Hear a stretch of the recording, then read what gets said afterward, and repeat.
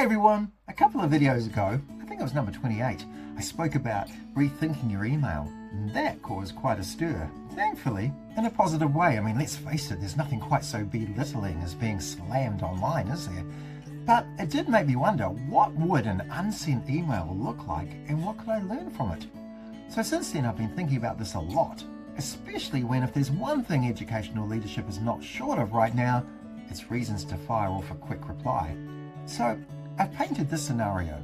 Your inbox is multiplying, the timetable is mutating, and the strategic plan is breeding sub-plans like it does. And parents are CCing the universe. Isn't it simply wonderful when they do that? They don't even bother to click blind copy. And then ping, another email arrives.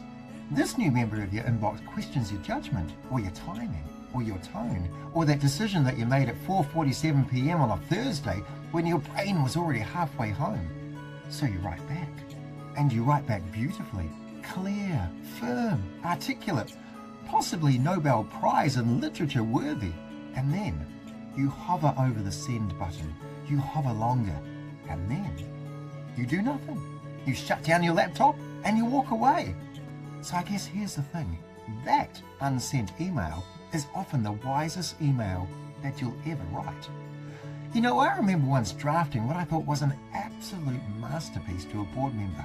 It was structured, it was evidence-based, it had bullet points. It may even have had a quote from Einstein lurking in there somewhere.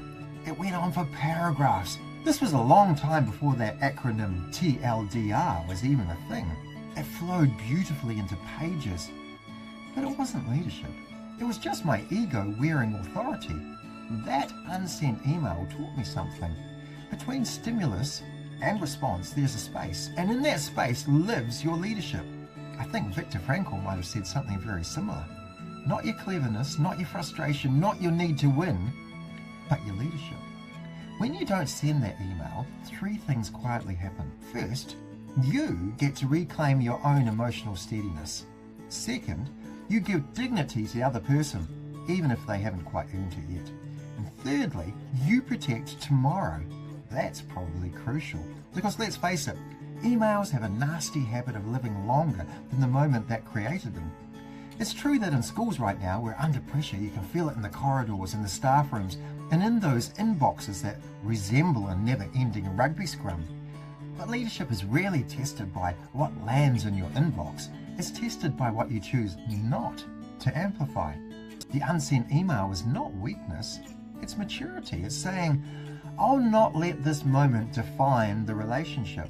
You know, sometimes the best reply is a walk around the block. Sometimes it's sleeping on it. Sometimes it's picking up the phone instead. And sometimes it's realizing you don't actually need to reply at all.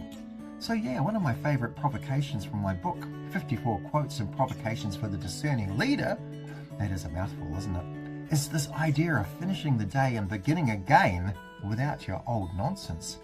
That unsent email, well, it's exactly that, isn't it? It's finishing the moment without dragging it into tomorrow. Now don't get me wrong, there are emails that need to be sent.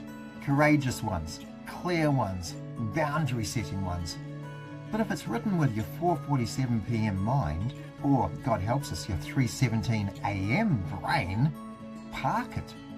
Leadership is not about fast fingers, it's about steady hands. And next time you're hovering over send, just pause for a second and ask yourself this. Is this about clarity, or is it about your ego being right? And if it's about your ego being right, well, close the laptop. Go be a human. Tomorrow needs your clarity, not your self-criticism. And definitely not your clever comeback. Just you, steady, grounded, and leading well. Now, if you've enjoyed this video, then you'll undoubtedly enjoy reading my book, 54 Quotes and Provocations. It's stacked full of great leadership quotes and ideas to help free up your thinking time so that you can enjoy your job a lot more. Go and get your copy now.